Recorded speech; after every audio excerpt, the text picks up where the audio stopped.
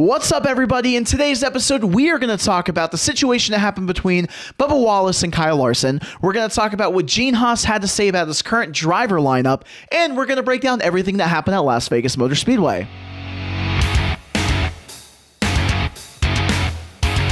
Hey everybody, NASCAR Nolan here. This is Smells Like NASCAR. Thank you so much for clicking onto this video and giving me a shot here. We're going to talk about NASCAR, and I hope that you guys join in on the conversation as well. We're going to go ahead and dive into what happened between Bubba Wallace and Kyle Larson. You guys can check it out right here. Five sliding up the racetrack,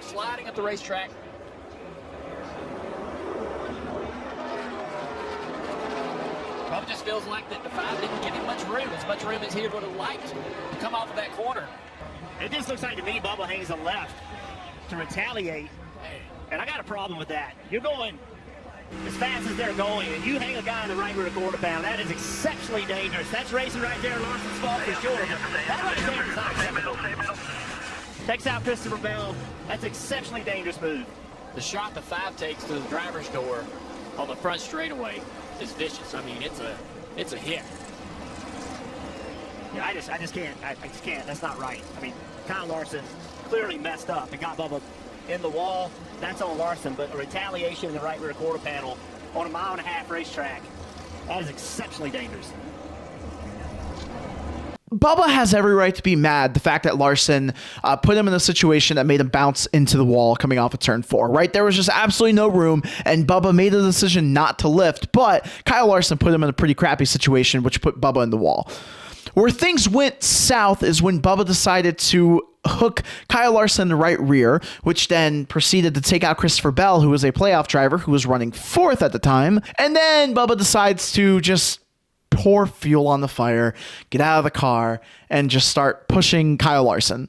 Not a good look. Not a good look, especially since he's been doing great this season. He's been running well. He's proven that he belongs in the top tier team, like 2311 themselves have proven, right? And obviously Bubba Wallace has a reputation within the NASCAR community, and the only way that he can prove the haters is just to go out and win races and the lead laps and run well, which is something that he's been doing. But when he does something like that, it just tarnishes his reputation, and it's 2 steps forward. Well, what's the phrase here? It's 1 step forward, 2 steps back, right? And that was a situation that came about this past weekend. Now, NASCAR did decide to suspend Bubba Wallace, which I think is a fair penalty. And the reason for that is because safety has been on the forefront of everybody's mind. Kurt Busch announced at Las Vegas that he is not returning to 2311 for full-time competition in 2023. Alex Bowman, who's the driver of the number 48, is currently sitting on the sidelines because he's also concussed or has a concussion. Not sure 100% how you say that. It's on everybody's mind. NASCAR's having safety meetings. Even Bubba Wallace himself has said, hey, like, these are some of the hardest hits that I've taken in this car. It's not safe, etc., etc. So to go out and do that in the right rear of somebody is just, it's not a good look. And just with everything that we've been talking about safety, and him doing that it was a very cringy moment. So I feel like suspending him for a race gets the point across, move on from that, and, let's just go forward, right? Because I know that that's something that's going to sit with him for a while, and hopefully he's learned his lesson. Bubba is an emotional guy. A lot of guys are emotional, and sometimes they cross the line. It happens. We've seen Kyle Busch wreck Ron Hornaday under caution, and he was suspended for a couple of races, right? We've seen other drivers just lose their cool, and, sometimes they got to be put in their place with NASCAR, and then you serve your penalty and then you move on from it. So hopefully lesson learned, and we can move on from it, and that's what we're gonna do now. Gene Haas was talking to Jenna Fryer on pit road before the race on Sunday, and basically alluded to the lineup of Stewart Haas Racing for 2023 and 2023 onward, right? Gene Haas wants Cole Custer in that car, and Gene Haas really fronts the bill for Cole Custer to be in the 41. But Gene Haas also expressed that Tony Stewart, who has a high public opinion, by the way, wants Ryan Preece, which is somebody that a lot of people want to be in the Cup Series. They want that driver. They want Preece in there because they want him to prove himself, because they didn't feel like he had a fair shot. And Gene Haas basically just let everything out, right? which has got to be tough for Cole Custer, but at the same time, Cole Custer's kind of been non-existent for the past couple of years. Gene Haas wants to give him another year, the year of 2023, and give him another shot to prove himself. But where things get tricky is that Eric Almirola, apparently, after 2023, might retire, and Kevin Harvick's contract goes through 2023, and Kevin Harvick has sadly indicated that he, is ready to retire after 2023. So now you're looking at potentially having 3 new drivers for Stewart-Haas Racing in 2024 or 2023 if Ryan Preece steps into the car. So Stewart-Haas has to be careful on how they fire or hire drivers, because if they fire Cole Custer, they lose somebody who's been racing for the past couple of years with the team, and they're going to throw somebody new in there. And then in 2024, there's a possibility that they're going to throw in 2 more new drivers, whoever that may be. I have no idea.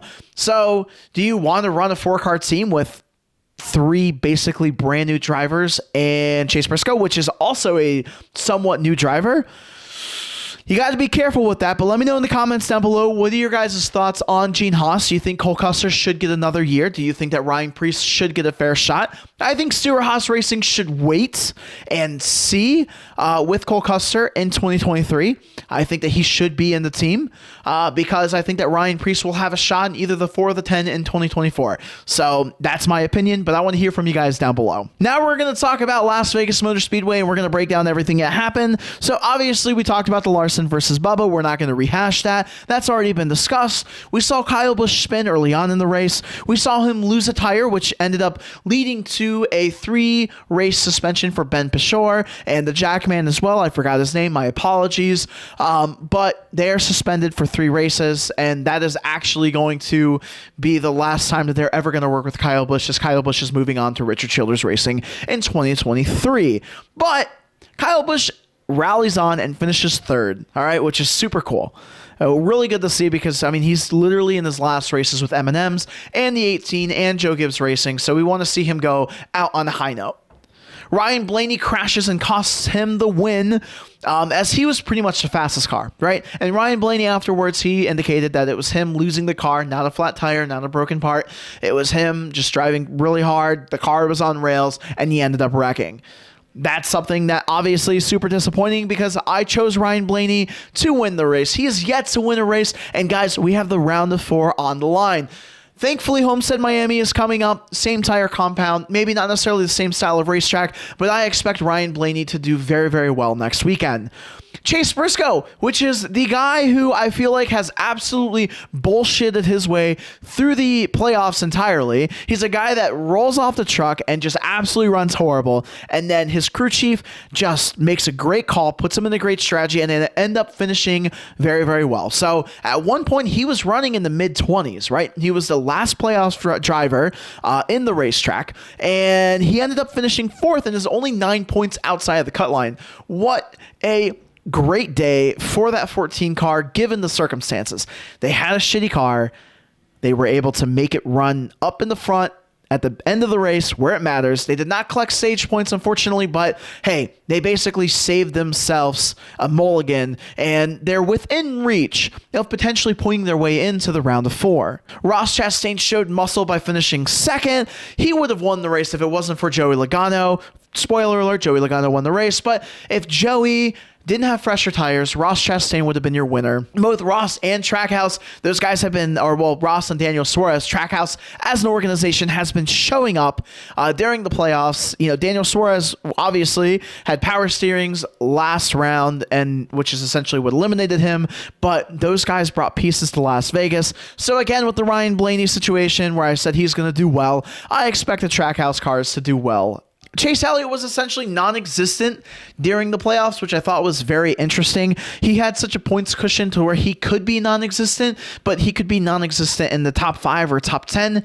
He ended up finishing 20th and was 20th literally the whole time.